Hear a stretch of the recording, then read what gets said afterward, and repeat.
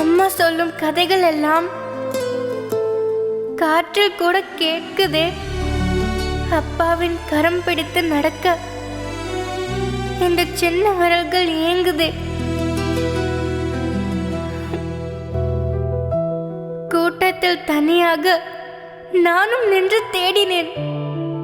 என் உலகம் அம்மா.